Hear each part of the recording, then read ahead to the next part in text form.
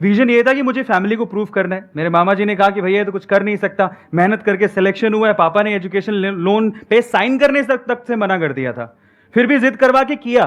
क्यों किया? वो इंपॉर्टेंट था कि मुझे मेरी लाइफ में कुछ करना था, मुझे इंजीनियरिंग करनी थी। अब क्लैरिटी थॉट क्या है जरा समझते हैं। यहां से मुझे मेरा करियर बिल्ड करना है, बहुत कुछ पीछे सुन के आया हूं और बहुत कुछ लोगों को बताना है और प्रूफ करना है। लेकिन जब मुझे मौका मिला तो मैं भी बहक गया। जब बाहर निकला मैं तैयारी करने के लिए सर, तो अगेन पता नहीं कैसे बताऊं, बट वहां पे एक लड़की थी। बाहर जाने के बाद जब हवा लग जाती है, फ्री हो जाता है इंसान, उसी की तरफ दौड़ता है। तो मेरे साथ सेम हुआ। उनको जब पहली बार देखा मैंने तो बस दिल के तार बज गए, पता नहीं क्या हुआ। पर एक बात मैं बोलता हूँ यहाँ पे, अगेन करने कुछ और आया था, पढ़ाई करने आया था, तैयारी करने आया था ताकि मेरा कॉलेज में सिलेक्शन हो, लेकिन वहाँ पर इस चीज़ में अगेन साइड में हो गए, डाइवर्ट हो गए। बिकॉज उस टाइम पे क्या मुझे एनर्जी बहुत थी, जैसे आज आप फील कर रहे हो इससे 10 गुना ज़्यादा थी। मुझे ऐसा लगता था मैं बहुत कुछ कर सकता हूँ, लेकिन वो जो एनर्जी होती है उस टाइम पे स्कैटर्ड होती है, इस वजह से आप बहक जाते हो। लेकिन उसे अलाइन करना बहुत जरूरी है और उसके लिए एक पर्सन चाहिए जो आपको समझ सके। तो मुझे लगता था कि यार ये मेरी फ्यूचर वाइफ हो सकती है, ऐसा करके। यस। जिन लड़कों को प्रॉब्लम होती है ना, जिनको लव एट फर्स्ट साइट हो जाता है, उनसे ना मैं आपको एक सवाल पूछता हूँ। सवाल ये है कि जिस मोहतरमा के ख्यालों में आप 24 घंटे मशरूक हैं, जिस मोहतरमा के ख्यालों में आप 24 घंटे मशरूक हैं, वो सिर्फ आप ही की है, इसका कोई प्रूफ है?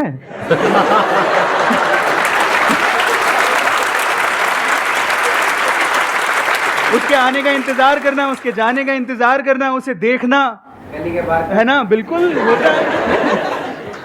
6 महीने मैंने खराब कर दिया, कुछ पढ़ाई नहीं की, मैं भूल गया मैं क्या छोड़ के आया हूं, किन बातों को यार प्रूफ करने के लिए छोड़ के आया हूं यार, वो सब भूल गया मैं।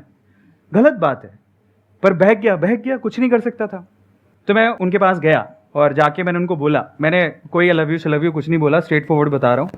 और उनके पास बैठा, जाने का मौका मिला तो मैंने कहा मैं जा रहा हूँ। उनकी मम्मी को बोला पहले, तो मम्मी टकराई। मैंने कहा जा रहा हूँ तो मैं सोच रहा हूँ सबसे मिल लूँ, क्या मैं उनसे भी मिल सकता हूँ? मैं उनका बहुत बड़ा फ़ैन हूँ। वो फ़ैन इस वजह से था क्योंकि वो बहुत ही थोड़ा इंक्लाइंड थी स्पिरिचुअलिटी की तरफ, तो वो बहुत बुक्स पढ़ती थी।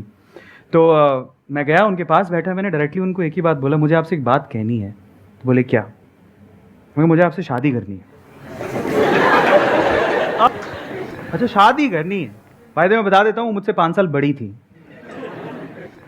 उन्होंने कोई रिएक्शन नहीं दिया। लास्ट में जो पूरी कॉन्वर्सेशन हो रही थी सुनती रही, लास्ट में उन्होंने मुझे बोला कि एक बात बोलती हूँ, ध्यान से सुनना। मैंने कहा हाँ। बोले अपने माँ बाप के पैसों पे तुम यही करने आए हो क्या? स्टेटमेंट बहुत खतरनाक थी, दिल पे चुभ गई कि अपने माँ बाप के पैसों पे तुम यही करने आए हो क्या था। फिर उसने बोला कि तुम जब 6 महीने पहले आए थे ना, तुम्हारे बारे में बहुत सुना था कि तुम बहुत इंटेलिजेंट हो, अब क्या हो गया? फिर लास्ट में उसने जो बात बोली वो आप सब लोगों को सुननी ही चाहिए। अगेन मैं कह रहा हूँ, लड़कियां बहुत मैच्योर होती हैं। वो खुशी वाली बात भी थी लेकिन चैलेंज भी था मेरे लिए। उसने बोला तो सफल हो जाओ, अपने पाँव पे खड़े हो जाओ, तब हर चीज़ तुम्हारी कदम चूमेगी, तुम्हें सब मिल सकता है, शायद मैं भी। एंड जब उसने वो स्टेटमेंट बोला, मुझे दुख से ज़्यादा खुशी इस बात की थी कि आग दोनों तरफ है। वो कह रही शायद मैं भी।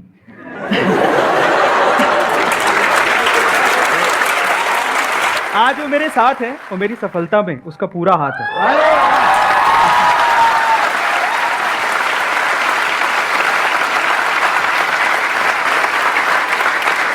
ये छोटे छोटे से मूवमेंट होते हैं बॉस, जब आप अपने पाथ से हटते हो ना, अगेन वो मेरे लिए डिस्ट्रैक्शन था, लेकिन वो आपकी कभी कभी स्ट्रेंथ भी बन जाती है।